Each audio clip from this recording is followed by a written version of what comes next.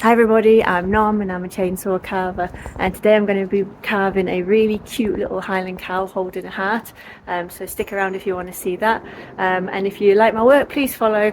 Yeah, stick around, let's see how this goes.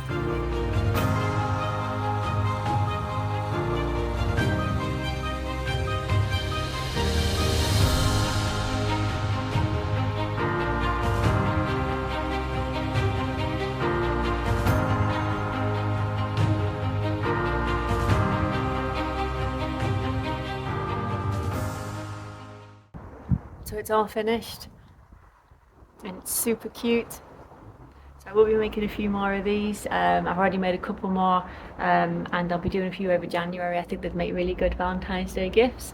They are available on my website now. If you enjoyed the video then please like, please follow, and I will see you next time.